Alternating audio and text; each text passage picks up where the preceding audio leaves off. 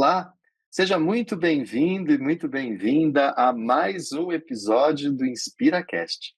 Esse podcast que veio para transformar a sua percepção de liderança, feito para as pessoas que inspiram, ou seja, uma iniciativa de inspirar aqueles que inspiram outras pessoas.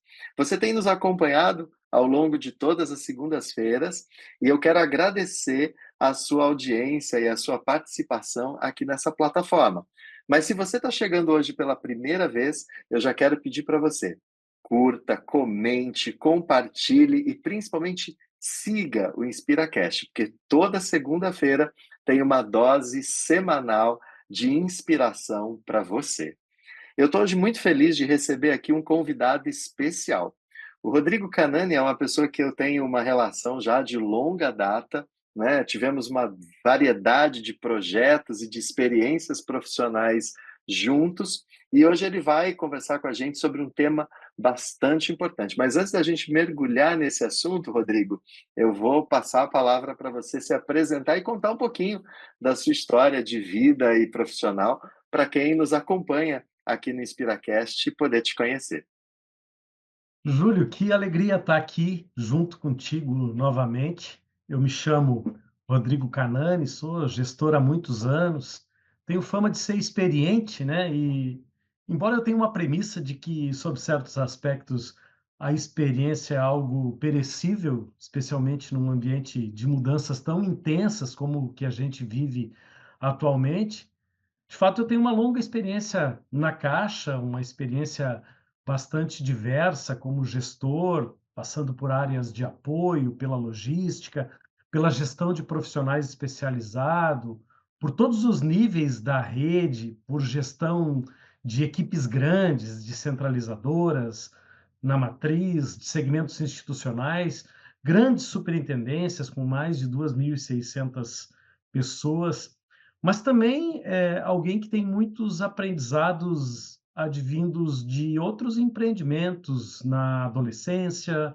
do exercício da advocacia por alguns anos e da própria gestão de um empreendimento rural. Isso tudo me traz muitos elementos para o debate.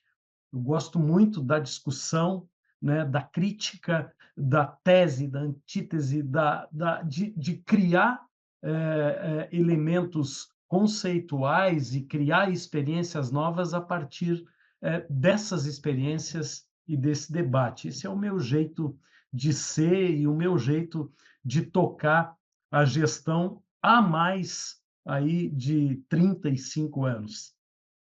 Uau! Eu tenho certeza que você coleciona ao longo dessa jornada, dessa experiência, uma série de histórias inspiradoras. E é óbvio que a gente vai querer conhecer um pouco delas aqui. Mas o Rodrigo Canani, eu toda hora aqui fico tropeçando, porque eu já vou falar Canani de uma vez, né, pela nossa relação. O Canani, ele tem também um ponto importante, porque ele também tem uma trajetória acadêmica, né? E hoje ele é professor na disciplina de resultados de alta performance no nosso MBA de liderança estratégica da Croma. E é uma disciplina fantástica, porque ela traz para um universo muito prático como os líderes podem atuar de maneira decisiva na entrega de resultados, né? Na entrega de resultados, não só aqueles esperados, mas principalmente aqueles extraordinários, aqueles que saem fora da curva, aqueles que fazem os olhos brilhar, e por que não dizer, aqueles que inspiram pessoas, né, Canani? E eu queria fazer uma provocação aqui, uma brincadeira, né? Dizer de um dilema. A gente tinha no passado uma história que era o dilema de uma bolacha famosa, né? Eu não vou falar aqui a marca para não fazer propaganda, mas tinha o dilema de uma bolacha famosa. E eu queria dizer para você, queria propor para você um dilema para ouvir a sua opinião, né? Pessoas inspiradas dão mais resultado ou resultado ajuda a inspirar pessoas? Perfeito. Acho que as duas premissas são válidas, né, Júlio? A inspiração, para mim, é a base do resultado, é a base de tudo. Ou seja, a inspiração é a base da mobilização dos times. E sem mobilização de time, a gente não chega a resultados sustentáveis, né? Partindo de um conceito de resultado mais amplo e de um resultado sustentável. Então, para mim, a inspiração que vem muito do aspecto de confiança, do aspecto de pequenas e grandes vitórias, de aspectos de estar junto, né, do aspecto principalmente voltado para o, a construção coletiva. Eu acho que a partir dessa inspiração de uma equipe mobilizada, a gente não tem limites, né? E o resultado gerado por tudo isso, ele é um resultado de alta qualidade, é um resultado que se pereniza, é um resultado que dá orgulho e que, de certa forma, ele define algo voltado para a sustentabilidade das carreiras, das pessoas e, consequentemente, das empresas nas quais elas estão inseridas. Então, quando você fala de resultado, né, e você como professor de uma disciplina com esse nome, né, resultado de alta performance, você está falando de um resultado que não é aquele que aparece numa foto, mas é aquele que se constrói ao longo de um filme e mais do que isso, que fica na cabeça das pessoas depois que o filme acaba, que se permanece, que tem uma perenidade, uma sustentabilidade, usando a palavra que você usou, é isso? Perfeito. O nome da disciplina, né, Júlio, da nossa disciplina é Resultados de Alta Performance. E de antemão, a gente precisa delimitar e dimensionar o que a gente considera resultado. Resultado precisa ser observado a partir de uma visão ampliada, para além dos números absolutos, ou seja, além do balanço, do lucro, do EBIT, é algo além daquilo que tradicionalmente se observa num aspecto menos abrangente, para além da meta ou do resultado objetivo do instrumento de mensuração, né? Muito cedo, te falava das minhas experiências, eu aprendi, já na adolescência, que o mais importante do que ganhar ou do que faturar era conquistar cliente, era abrir mercado, era criar confiança, era criar fidelidade e, com isso, dar perenidade, né, àquele empreendimento. E a gente, os anos vão passando e depois a gente vai encontrando, às vezes, até alguns referenciais teóricos que corroboram essa percepção. E eu acho isso muito bacana. Como tu trouxeste, a nossa missão é trazer um pouco da academia para a prática, né? E quando a gente encontra um referencial teórico, como, por exemplo, o Balance Scorecard, lá de 1996, quase 30 anos, né? Que nos trouxe assim, uma visão acadêmica de que a gente não pode observar só a dimensão financeira. A gente precisa olhar para cliente, a gente precisa olhar para processo, a gente precisa olhar para aprendizado e crescimento. Porque sem essas variáveis, aquele resultado, de fato, não é um resultado real e sustentável, né? Atualmente, até o Kaplan atualiza essa percepção, né? Abarcando dentro do financeiro, o social e o ambiental, abarcando dentro da dimensão clientes todos os stakeholders ou partes interessadas, né? Mantém os processos e o próprio aprendizado e crescimento aí voltado para os facilitadores. Inúmeras outras abordagens nos trazem essa visão multidimensional do resultado e não calcada naquela última linha, seja do balanço ou seja do instrumento de mensuração. O Strategor, a própria abordagem de liderança da Amana, que a gente muitas vezes teve conexão, o Triple Bottom Line, o ESA, e mais recentemente os próprios conceitos de ESG apoiam muito essa visão que a gente ancorou lá atrás na prática. Legal. Legal. Você trouxe uma expressão que eu particularmente conheço bastante, marcou a minha trajetória, né? A tal expressão que se fala muito, resultados de alta performance. Talvez inspirada um pouco pela dinâmica do esporte, né? Os atletas de alto rendimento, os atletas de alta performance, E isso acabou se cunhando e vindo para o mundo corporativo, e hoje se fala muito, né, de times de alta performance ou de resultados de alta performance. Dentro desse conceito mais amplo que você está trazendo, Kanani, como é que você entende o significado dessa expressão? Por que que um resultado se torna de alta performance?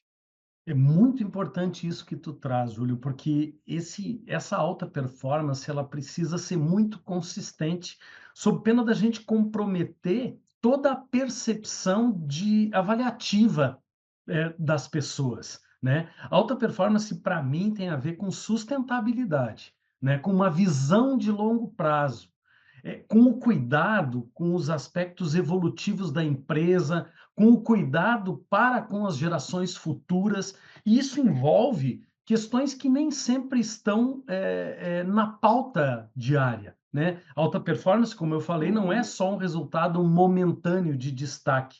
E nós tivemos muitos resultados de destaque. E poderíamos deixar isso fechado, né? Mas ele é muito além de um resultado momentâneo, cíclico, anual ou semestral de destaque, mas sim de um resultado ampliado que permita a manutenção daquelas condições essenciais. Ela é, eu considero a alta performance uma vitória de hoje, mas com um olhar importante para a continuidade de uma gestão de excelência. Por exemplo, quando eu digo que algo que não está tão presente na pauta dos instrumentos de mensuração e muito menos no balanço, e que para mim compõe um resultado de alta performance, é a preparação de sucessores, né? É algo que vai dar perenidade, é algo que tem uma conexão com o futuro da empresa, com a carreira das pessoas, com a perenidade da empresa em si, né? E, de novo, né, Júlio, quando a gente pensa isso e consegue ancorar isso a uma base teórica robusta, isso nos dá bastante segurança em afirmar. E eu estava lendo recentemente aquele livro do Collins e Porras das empresas feitas para durar, e ele traz essa questão da sucessão como um dos 5 ou 6 elementos representativos das empresas que têm permanência, que duram, né, por tantos anos. Ou seja, eles são exportadores de líderes, formadores de líderes, né? E nem por isso é, eles comprometem a sua evolução. Bom, eu estava pensando aqui quando você estava respondendo, Kanani, e me surgiu uma consciência que eu queria compartilhar. Quando a gente fala de resultado de alta performance, a gente está falando de você performar aquilo que é esperado de você, mas de você conseguir ir além dessa expectativa, de você conseguir superar para além daquele frio do número pelo número, né? Se você precisa fazer 100, é você fazer 105 ou 110 e ainda cuidar de algo que eventualmente possa não estar no holofote, mas que aquilo vai dar sustentabilidade ou sustentação para o negócio como um todo, né? Então, é você efetivamente conseguir entregar um resultado que destaque a sua execução e não seja simplesmente aquilo que era o esperado, aquilo que era a expectativa criada, né? Acho que a gente podia, de certa forma, resumir dessa forma a sua fala. Eu queria voltar um pouco aqui na dimensão de. Você trouxe uma definição que eu achei interessante no começo do episódio, que é a seguinte: a inspiração ela é a base, né? Porque ela tem a ver com a sua capacidade de mobilizar um time para a entrega deste resultado, né? E você, eu conheço sua trajetória, tem dezenas de exemplos onde você, pela sua liderança, pela sua atuação, conseguiu mobilizar, portanto, inspirar pessoas, conseguiu falar com o que faz sentido para cada uma das pessoas, para que elas aceitassem participar de uma mobilização de resultados, né? Você acha que essa liderança inspiradora, né? ela pode ocasionar esses resultados de alta performance de maneira mais fácil, fácil talvez é uma palavra ruim, mas de uma maneira mais efetiva, menos custosa, do que uma liderança, por exemplo, baseada em comando e controle? Eu tenho certeza, né. E às vezes a gente também, nós somos formados num ambiente de comando e controle, e às vezes a gente tem um pouco da síndrome, aquela de que não é capaz, né, e se questiona muito. E com o tempo, né, a gente vai percebendo que, esse é um dado de experiência que nos fortalece, que não só é mais fácil, mas como é a única forma genuína de gerar um resultado sustentável por tanto tempo. Ninguém se mantém com uma capacidade de mobilização ou com uma capacidade de geração de resultado contínuo, se não for através da inspiração e da mobilização de pessoas. Estou sendo um pouco enfático, mas é o que eu hoje penso e o que eu hoje tenho assegurado na minha atuação, né? Como eu te falei, eu tenho formação em direito, depois eu fiz uma pós-graduação em gestão pública, que é uma gestão bastante complexa, depois um mestrado em gestão estratégica das organizações. Isso nos dá muitos fundamentos, mas a experiência de gestão, a experiência de vitória, de resultados contínuos de alta performance me dá a segurança de afirmar isso, né? Ou seja, o medo ou a competitividade, eles são armadilhas perigosas. Eles também facilitam a geração de um resultado de alta performance no curtíssimo prazo, no curto prazo, imediato, né? Tanto o medo quanto um foco exacerbado na competitividade, né? Só que ele não se sustenta ao longo do tempo. Então, quando me perguntam assim, né, qual é a receita, né, de geração de resultado sustentável contínuo? Para mim, não é certamente o medo, a ameaça, o comando e o controle, não é só também esse viés de competitividade, de game, que tem tanta aderência no mundo corporativo hoje. Júlio, então, para mim, a mobilização de equipe, a geração de resultados de alta performance contínua, ele tem muito a ver também com a liderança e como o líder sabe lidar com o poder. Mais do que o poder, como compartilhar e ceder a autoria. Ceder a autoria é essencial. A autoria daquilo que está se construindo e traz a equipe para junto daquele objetivo. Por fim, assim, algo que também a gente não se descarta tudo do que passou, né? Eu acho que ter um nível elevado de exigência, pensar grande, é fundamental. Eu acredito muito numa tríade muito simples eh, de, de que a gente precisa desafiar a equipe constantemente, acompanhar os resultados permanentemente, é uma sinalização importante, e principalmente reconhecer. Isso faz a diferença, além, né, da eficiência na gestão do desempenho. Perfeito, perfeito. Eu estava aqui, duas coisas me chamaram muita atenção, que eu quero chamar a atenção para você que está nos acompanhando nesse episódio do InspiraCast, né. A primeira delas é uma dica de ouro que o Kanani trouxe. Inspirar pessoas significa ceder à autoria. Muitos líderes, por ego, por vaidade, trazem para a primeira pessoa do singular, para o eu, para o meu, né, conquistas e resultados que foram feitos colaborativamente, que foram feitos em equipe. Então, ceda a autoria. Mais do que simplesmente o nós no lugar do eu, é um nós onde o reconhecimento ao trabalho do time, que o Kanani também trouxe aqui, né, tem um significado muito importante, porque senão você fica preso à dinâmica do acompanhamento e do controle, né? Então é justamente a dinâmica da inspiração e do reconhecimento que fazem com que você não entre nesse mecanismo de comando e controle que tanto afeta negativamente o astral, a moral, o clima organizacional das equipes. E a segunda dica importante, que eu acho que é importante que nós saibamos disso, né? A gente não está aqui fazendo uma espécie de apologia à liderança inspiradora, à liderança estratégica, ou então uma aversão ao comando e controle, como se eles não servissem, né? Kanani trouxe aqui de maneira muito clara, eles contribuem com o resultado, mas é um resultado que não se sustenta.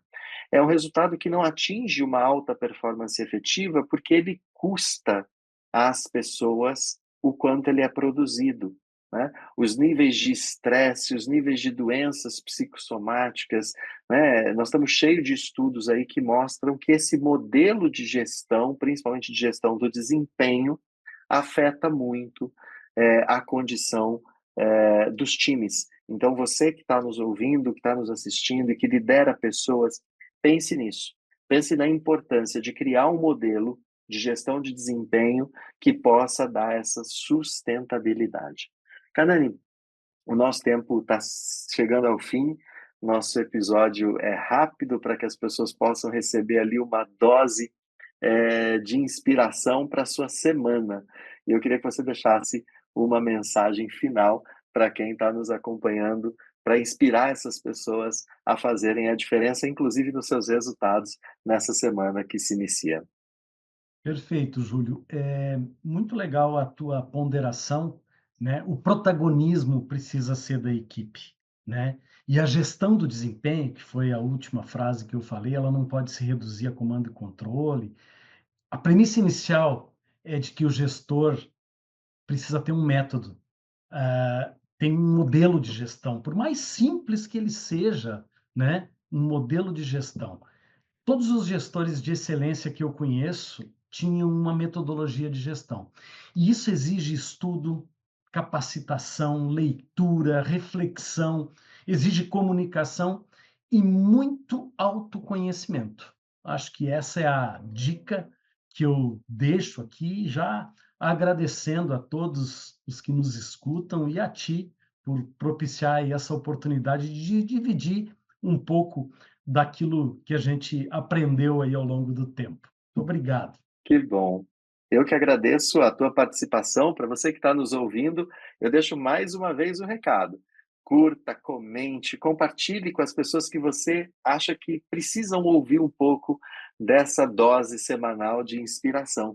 Siga o nosso podcast na sua plataforma de áudio para que você possa também receber as notificações de todos os novos episódios às segundas-feiras. Hoje eu recebi aqui o Rodrigo Canani, que é professor do MBA de Liderança Estratégica da Croma, professor de resultados de alta performance, e ele falou o quanto pessoas inspiradas entregam resultados de alta performance. Esse podcast foi apresentado pela Croma. Um grande abraço e até o próximo episódio.